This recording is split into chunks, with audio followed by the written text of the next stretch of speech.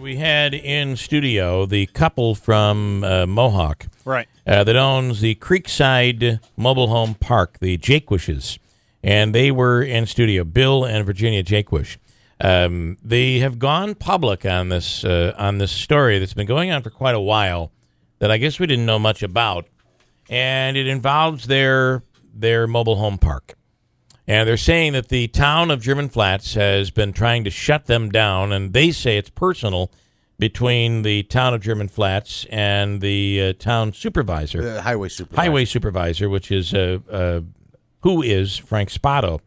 And did we reach out? We wanted to get Frank on today. I know there's a hearing today, a public hearing, but the OD has some information on this today that I find interesting. Did we reach out yesterday, Andrew? Yes. Where are we on this? Yes, I made a call to the town offices. I was told that Frank was in a meeting and would call me back, and he never did. Okay, so, and I know Frank, and I like Frank, but this story does not seem like it is a positive, and I really wish he'd come out and give us his side of the story. But there's some things that have developed that really don't, I think, fare all that well for the township. And that is that there is a meeting today. It's a 9 a.m. public hearing. That public hearing is something that was ordered by a judge. It isn't just a public hearing that the town put together. And the reason that it was ordered by a judge is because the last time, the town apparently is required to post the meeting 2 weeks ahead of time for the public hearing on the issue, on any issue.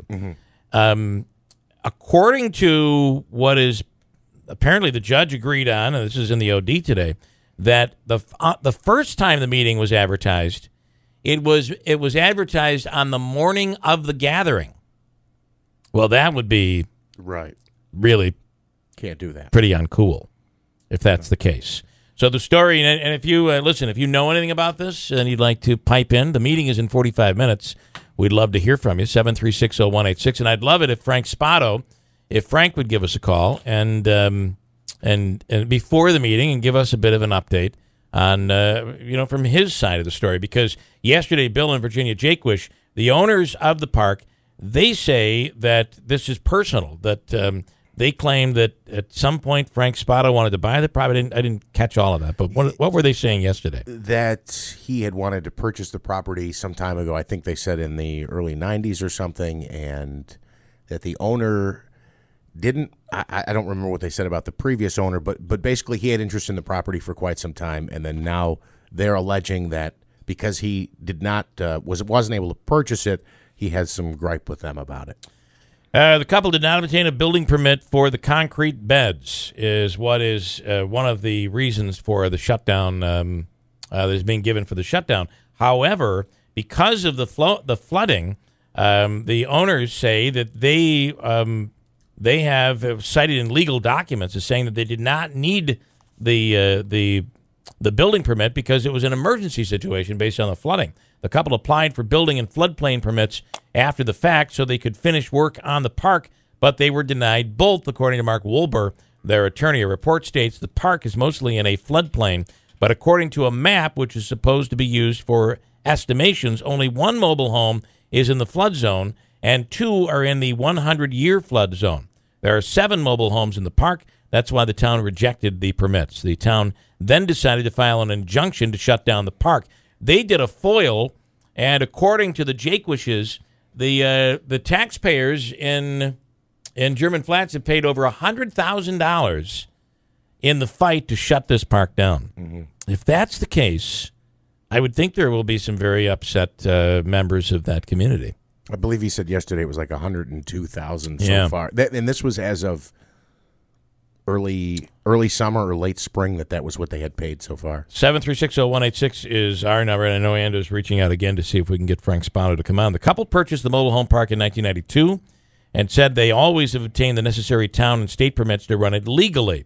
The Jakewishes said Spotto reportedly was interested in purchasing the mobile home park when it was for sale in '92 because it was across from one of his properties. The couple is alleging that Spotto is taking, this is what they said to us yesterday, that Spotto is taking out a 24-year-old grudge on German Flats residents, all while the town spent more than $100,000 of taxpayer money through May according to the FOIL request. Residents of the Creekside agree. Of course, they live there. One person that they spoke with, Right. the OD did, Dorothy Murphy, who said, I quote, I hope they quit spending the taxpayers' money for something so foolish. Actually, for a personal grudge, as far as I'm concerned, I think there's a little personal problem here. Shirley Yaddo, who moved in about 2 years ago, still is living out of boxes for fear that one day she will be unable to continue living at the Creekside because of the legal battle. Both women are hopeful that today's special meeting will resolve the entire issue. The uncertainty, you know just what to do from day to day, she said. I hope it gets settled and that we can be comfortable knowing that we're not going to be told to move out. And I have to say, it's a mobile home park, and the one thing that is interesting about this is it is very well taken care of. By no means is this an eyesore or anything like that. At least that's what has been reported to us.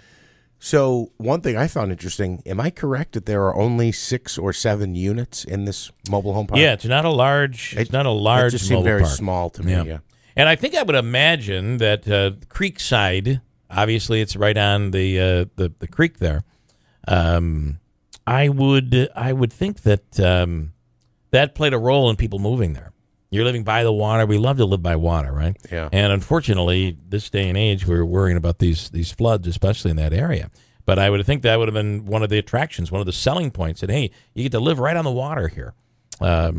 So what will happen in today's Is it meeting? right on the water, or is it like one of these little dribbling That entire creeks? Creek Road is right on the water. When you're driving up Creek Road, oftentimes you're coming right up against the creek. And I believe there are some areas there where, you know, you're like where this mobile home park is, where you're basically on the water. Maybe one of the trailers is right on the water. One might be a few mobile homes away. I don't know, but I'm pretty sure it's pretty close to the water. Okay. So that, I would assume, would be one of the attractions. Anyway, we'll report on this tomorrow morning as to what comes out of it. The meeting is scheduled for 9 a.m. today at the Town of German Flats Village Hall, which is in Mohawk.